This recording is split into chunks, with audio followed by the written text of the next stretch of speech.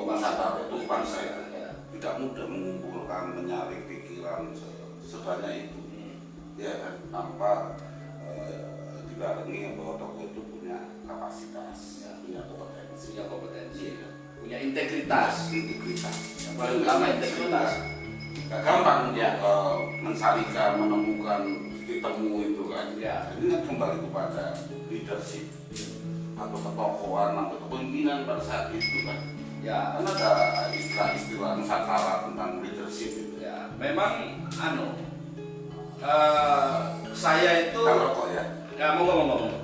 Saya ini orang Maluku Utara, orang Tidore. Nah, tapi banyak mempelajari gaya kepemimpinan maupun falsafah kepemimpinan Jawa.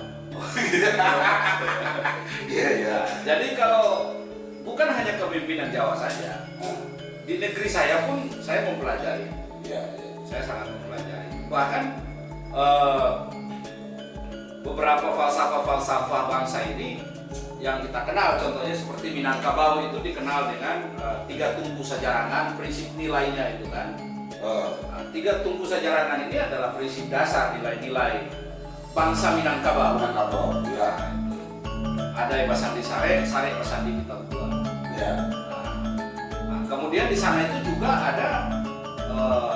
ada 2 prinsip, ada 2 gaya kepemimpinan dan dibagi.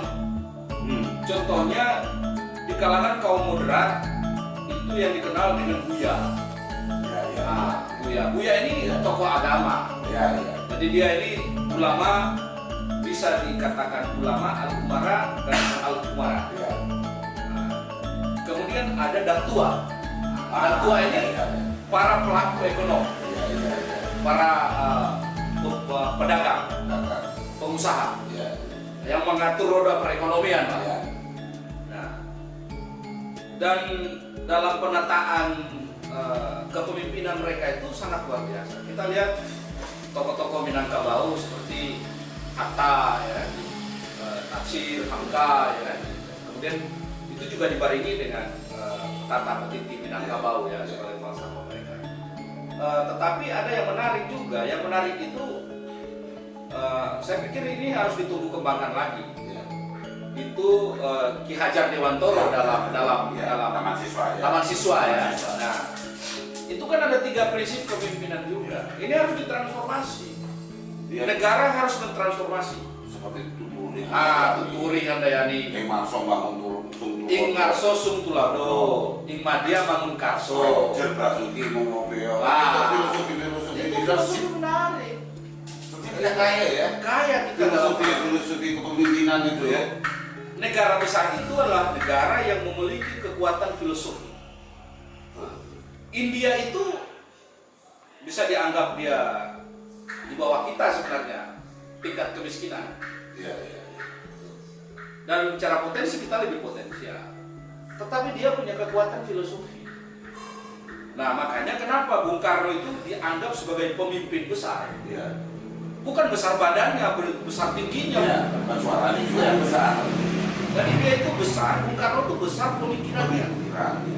Dan besar kekuatan filosofinya, jiwa dan maka itu masyarakat Nusantara itu sebenarnya sudah dijiwai juga di dalam lagu Indonesia Raya. Bangunlah jiwanya, baru bangunlah raganya.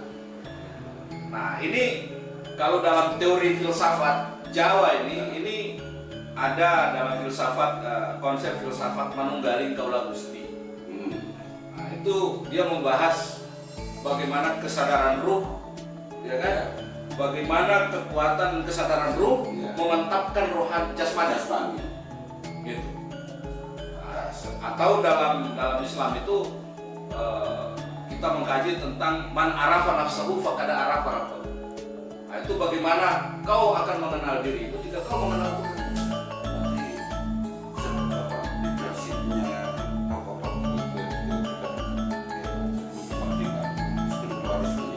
Sangat kuat spiritualnya. Jadi yang mereka bangun tokoh-tokoh kita pada zaman itu, kalau kita lihat kekuatan mereka itu kekuatan spiritual yang diimplementasikan dalam kehidupan mereka secara jasmani. Satu contoh, kita ambil contoh jenderal besar kita, Panglima Besar Sudirman. Ketika Belanda mengepung, dia buka jaket gerilyanya, dia wudhu, ya kan?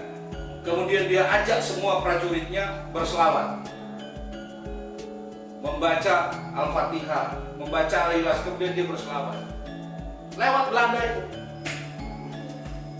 Jadi ini bukan persoalan sekedar melafatkan, tapi persoalan secara filosofi, keikhlasan, jiwa. Nah, makanya pemimpin kalau jiwanya ini, kesadaran kolbunya, hatinya ini. Jadi kalau dalam Islam itu bicara tentang kolbu, kalau dalam Kristen itu konsep rumah Tuhan. Nah, kalau ini tidak mantap, pasti kepemimpinannya tidak mantap juga. Jadi jangan kita menganggap remeh apa yang sudah dibangun oleh para leluhur, para tokoh bangsa ini sebelumnya. Itu bukan mengada-ngada. Dulu semua punya nilai. Di Nusantara dulu kan ada orang yang khusus sebagai mungkin bahasa seorang resi. Seorang resinya. Nah, ada yang melatih, mengajarkan, ada yang bekerja. Ya. Kan ada resi, pengajar, kesatrian kan. Ya. Itu ada strukturnya, ada fungsinya, ada tugasnya sendiri. Iya, Gitu. ada. Dan saya lihat itu sangat jelas itu di Pulau Jawa, Jawa Barat, Pasundan, itu sampai saat ini masih ada. Kemudian di Jogja juga masih ada, karena masih banyak romo-romo kita, para pendeta, ya kan, di aliran kepercayaan. Nah, kemudian juga di kalangan Islam, karena ini juga perlu harus kita sampaikan bahwa sebelum adanya agama, budaya itu sudah duluan. Pengajaran Tentang kehidupan itu sudah ada. Ya, jadi Tata krama. kehadiran agama itu menyempurnakan budaya, bukan benturan. Nah, jadi nggak heran kalau ada orang Jawa, ya kan? Dia pakai blangkon, pakai beskap, kerisnya itu di belakang, ada tumpengan, nasi tumpeng, kemudian ada hiu. Nah, pada saat dia bakar, dia membaca selawat. Ini harus dibedakan. Dia memadukan antara budaya, jadi mentransformasi nilai agama dalam budaya. Nah ini luar biasa. Dan ini hanya ada di dunia ini, hanya ada di Indonesia. Dan sayangnya kita nggak menyadari kedalaman filosofi, simbol-simbol itu yang barangkali pengertian dan maknanya kita nggak tahu. Jadi kan begini, ada orang lain kan selalu orang berdebat, hal-hal yang khilafiyah gitu kan, itu bid'ah katanya kan.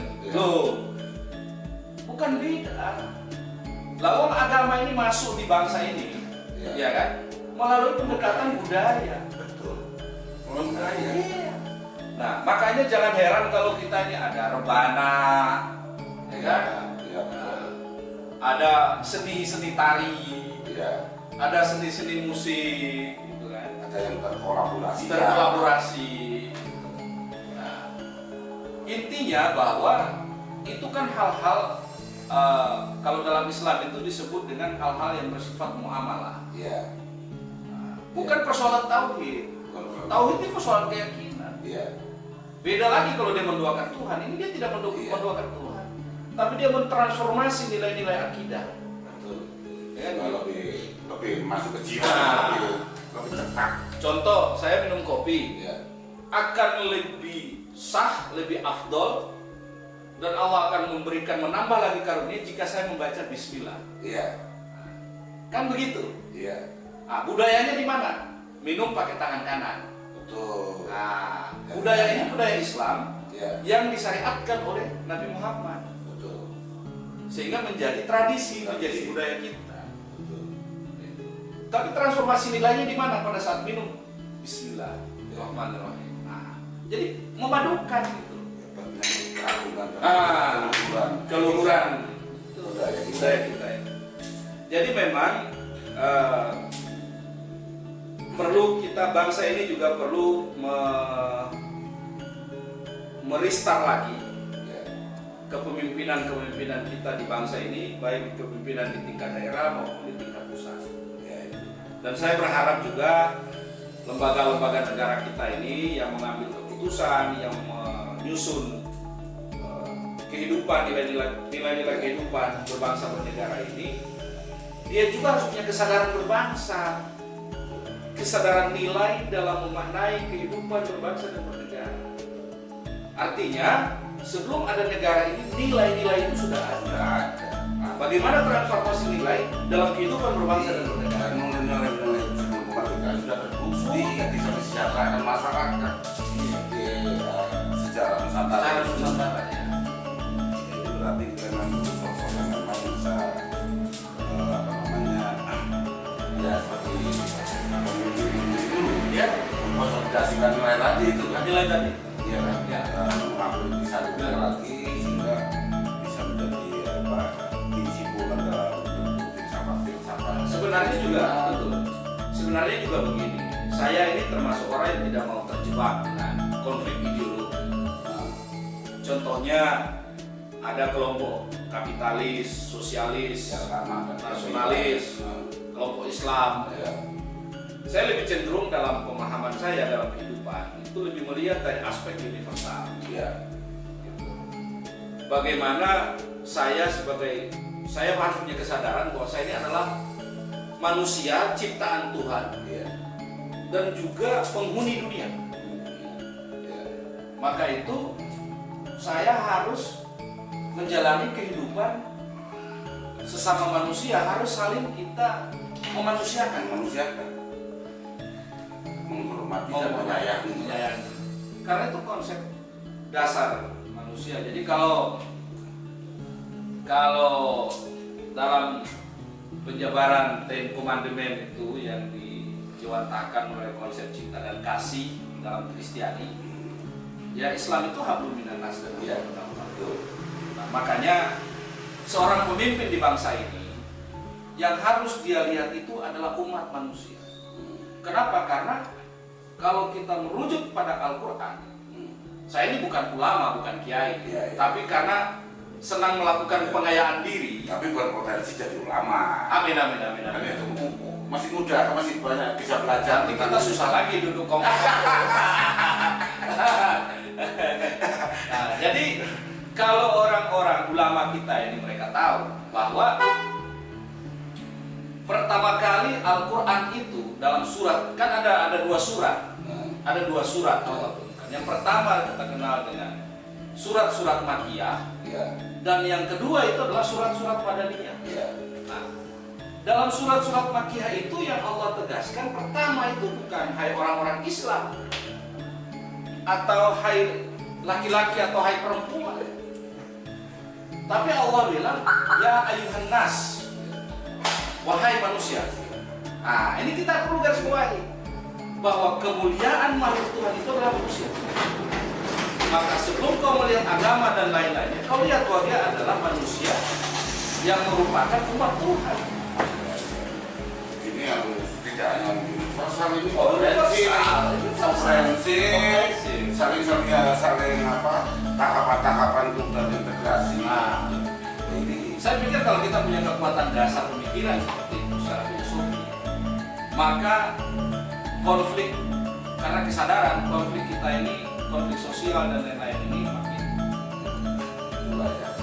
Kita prihatin Nusantara ini sedemikian universal, komprehensif, cerita-ceritanya itu terintegrasi semua kan ya, harusnya kan bisa melahirkan sosok pemimpinnya ya luar biasa, yang luas, yang manis, yang bijaksana. Saya pikir Indonesia ini punya sempit stok pemimpin cukup banyak. Cuma persoalannya kita ini, contoh ya, Kita ini kan pernah dipimpin oleh militer kurang lebih 30 tahun sekian. Ya. Pertama kali kepemimpinan kita ini adalah pemimpin sipil yang punya pemahaman tentang falsafah bangsa ini. Ya. Dialah yang namanya Bung Karno. Ya. Kemudian dirubah kepemimpinan menjadi seorang kepemimpinan militer. Ternyata memang betul beliau juga mengkombinasi dengan falsafah-falsafah, dengan nilai-nilai filosofi. Nah, tapi kemudian dengan berjalan waktu, karena kondisi negara, perubahan sistem, perubahan dinamika sosial, akhirnya kemudian dengan berjalan waktu, saya melihat terjadi istilahnya terdegradasi karena tuntutan dan perubahan zaman. Nah, tetapi saya melihat kondisi terakhir bangsa kita ini, sebenarnya kepemimpinan Pak Joko Widodo ini adalah kepemimpinan yang menurut saya itu selayaknya beliau adalah seorang pemimpin. Kenapa?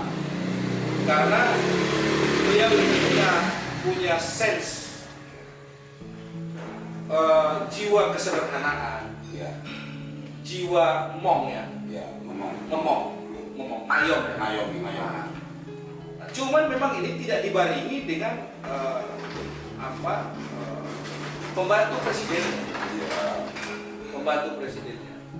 Jadi saya melihat kepemimpinan kita saat ini itu adalah kepemimpinan yang baik, tetapi pembantunya ini yang kemudian merusak citra beliau ya. Jadi saya pikir ini juga bentuk kritikan kami sebagai anak bangsa juga terhadap Pak Presiden. Jangan lagi takut dengan kelompok-kelompok politisi itu. Kelompok-kelompok politisi yang bergeningan dari partai politik itu. Nggak penting itu. Lawang sampean diangkat oleh rakyat. Sekarang berbuat aja untuk rakyat. Begitu sampean dicolek, rakyat sudah kumpul semua. Gerak semua. Betul. Harusnya begitu. Harus begitu. Nah itu baru kita bicara tentang penguatan sistem presidensil. Karena dia sifatnya dari rakyat itu oleh rakyat. Jadi saya pikir ini bukan himbauan tapi ajakan kita ke semua masyarakat Nusantara dari kita Perhuma Nusantara ini, bahwa marilah kita bersikap, bertutur dengan mengedepankan nilai-nilai kebudayaan kita, nilai-nilai Nusantara kita. Jadi kalau itu kalau perlahan itu kita biasakan dalam itu menjadi kehidupan yang luar biasa. Ya, memang seharusnya begitu. Jadi kita juga sebagai generasi ini kan tidak muncul begitu saja. Kan oleh generasi sebelumnya. Dan kita harus mengikuti faksun atau ajaran-ajaran yang dilakukan oleh generasi sebelumnya. Betul. Tidak bisa kita ngambil kepahaman ya kan, dan kita tidak tahu makna pengertiannya, apakah fungsinya dan sebagainya. Jadi saya pikir itu tadi bahwa bangsa Indonesia yang memiliki nilai-nilai kenusantaraan punya stok pemimpin yang cukup banyak, dan kita punya kekuatan filosofi bangsa, filosofi kepemimpinan ini yang ada di dalam perut Nusantara ini yang perlu kita gali. Karena masih banyak ini sebenarnya kita ini belum gali. Memang ini kan kita ini belum gali. Kita ini hanya menggunakan yang sudah ada. Ada aja. Referensinya juga pas-pasan. Belum serius, fokus untuk mengkaji itu. Saya kira kalau kita fokus serius mengkaji itu banyak kita temukan hal-hal yang lebih dasar daripada yang kita pahami sekarang. Dan saya pikir juga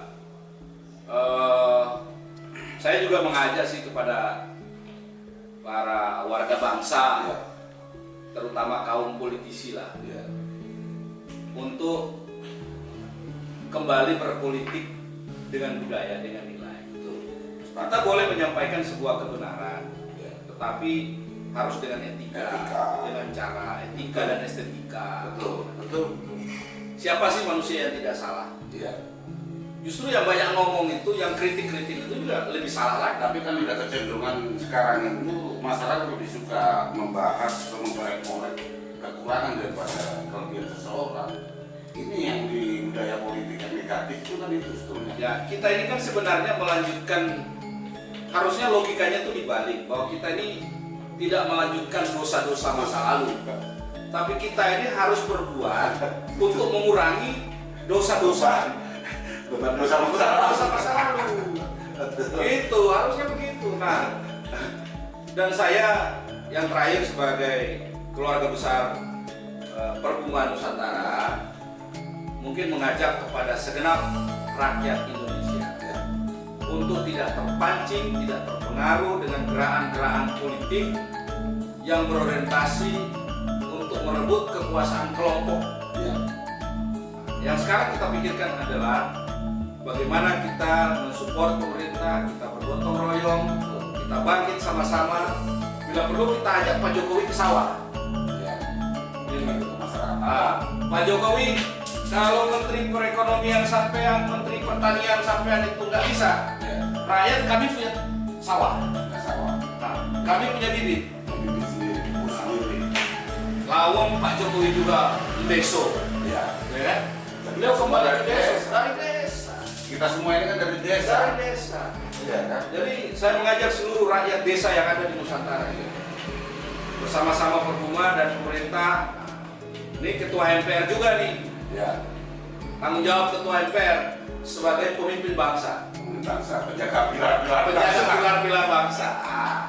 Kita butuh Ketua MPR ini lebih cermat lagi. Ya. Lebih cermat lagi, lebih gesit lagi, ya kan? Bila perlu, ya beliau turun ke desa-desa. Karena ini menarik dua tokoh bangsa kita ini. Ketua MPR ini anak desa, Wong Solo Tigo, ya kan? Yang kampungnya itu banyak famili katanya. Pak Jokowi Ondeso juga, ya kan? Jokowi juga orang desa. Kita juga orang desa. Kita ini orang desa. Jadi kalau dua orang ini bergabung dengan anak desa, saya pikir itu insya Allah kita yang anak desa ini akan mendapatkan rezeki kota. Maksudnya kita jangan lupa dari mana kita berasal. Ya, itu benar. Rasa syukur itu ya kan, karena desa dan masyarakat adat itu adalah bapak ibu kita. Ya, betul. Rumah kita, rumah kan itu kita harus kembali ke sana kan itu kan. Makasih lah, ya. Maksud itu kan. Makasih nih Kang Mas. Waduh, mantap, Kang Mas. Ya. Wow. Ya. Dalam bola itu, permainan bola, pemerintah ini adalah wasit dan penjaga garis. Dia wasit dan penjaga garis. Daerah-daerah ini adalah pemain. Regulator. Nah, ini kita bicara desentralisasi dan otonomisasi, tapi sistemnya bencong. Kenapa? Karena bicara otonomi, ya kan? Tapi kewenangan daerah itu dipangkas. Hak-hak daerah itu otonomi setengah hati. Otonomi setengah hati. Jadi setengah laki setengah perempuan. Makanya saya bilang otonomi bencong itu kan begitu. Jangan-jangan otonomi bukan tutup. Dan secara tidak langsung otonomi itu kan sebenarnya sebuah konsep federal mini sebenarnya. Kalau orang Indonesia itu sadar, kita ini sudah bukan bicara republik lagi, kita ini sudah bicara tentang federalisme. Negara federal karena sistemnya kita otonomi itu sistem federal yang diduplikasi ya. Jadi saya pikir, nah ini kesadaran mudah-mudahan kita di Perhubungan Nusantara ini mudah-mudahan ini juga bisa didengar sama Pak Presiden maupun Ketua MPR dan para elit-elit bangsa ini. Kami sebagai generasi muda, sebagai generasi pelanjut para leluhur Nusantara ini tidak akan pernah tidur dan tidak akan pernah malas, tapi kami akan terus berkarya, bersinergi, terus melakukan kreasi, inovasi, dan mungkin kita akan mengajak semua komponen, dan itu semua harus punya dasar. Dasarnya adalah nilai-nilai kenusantaraan tadi. Saya pikir sangat tepat Nusantara itu sebagai dasar untuk melakukan konsolidasi. Konsolidasi. Bukan hal baru, betul pernah terwujud. Oh iya. Ini Ya. Kecuali kita mau mulai baru, gak ada contohnya sama sekali. Ya. Kita manusia baru di Indonesia, tapi kita nggak sukses-sukses. Ya. Kan, Kita kan pernah mengalami kita kan punya sejarah panjang ya bangsa ini. Ketika konsensus Republik ini berdiri, ya. Setelah itu kemudian pada situasi saat itu kita juga melawan kolonial, Ya. ya kan? Yang konsekuensinya pemerintahan Republik Indonesia pada saat Bung Karno itu ditahan, Ya. kan pemerintahan Republik Indonesia kan sempat dipindahkan ke Bukit Tinggi, Sumatera Barat. Ya. Diangkatlah Safrudin Prawira Negara sebagai presiden sementara. Nah, itu kan kita lihat saja. Ya. Artinya bahwa kekuatan masyarakat adat tadi itu sangat kuat, sangat kuat. Kesadaran komitmen kebangsaan. Ya. Nah, setelah itu kemudian dipindahkan lagi ke Jakarta, tidak lama dipindahkan lagi ke Yogyakarta, Hadiningrat. Ya, Jogja. Nah, yang luar biasanya ketika dipindahkan ke Yogyakarta, Hadiningrat, Hamengkubuwono ke-9 tidak mau mengambil posisi sebagai presiden sementara. Iya. Justru yang diangkat Pak Mester Asad. Nah, kemudian Mester Asad bersinergi dengan Pak Hamengkubuwono. Ya. Jadi memang peran kerajaan Nusantara ini, kesultanan dan kerajaan yang ada di Nusantara ini terhadap Republik Indonesia ini sudah menyerahkan jiwa raga segala macam harta bendanya. Bisa-bisa Indonesia. Ya, padahal yang diharapkan negara hanya bagaimana merajut, bagaimana menjahit kebersamaan, persatuan, keadilan, kemanusiaan dalam mewujudkan kesejahteraan. Karena target kita adalah menjadi negara kesejahteraan. Ya. Secara budaya dan Nusantara secara historis sudah dibuktikan. Ya. Ya kan sekarang ada Republik Indonesia. Ya. Masa nggak bisa membuktikan? Iya. Sejarah sudah membuktikan. Ya. Ya kan. Makanya mengulang aja. Betul. Makanya saya bilang kesuksesan aja. Makanya saya katakan bahwa nilai-nilai yang terkandung di dalam falsafah bangsa yang kita kenal dengan Pancasila sebagai konsensus itu kan nilai-nilai Nuswantoro yang dikaji.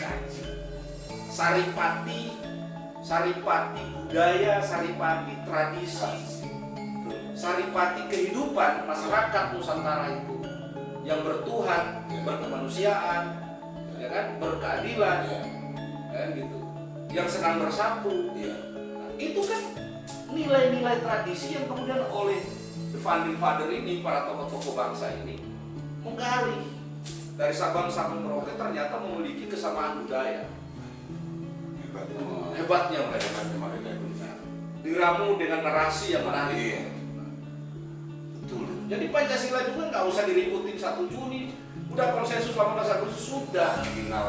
Final sekarang bagaimana kita mengimplementasikan nilai-nilai dalam kehidupan di masyarakat. Guna menghadapi tantangan zaman saat ini dan ke depan. Jadi pengamalan anak bangsa terhadap Pancasila itulah Nusantara.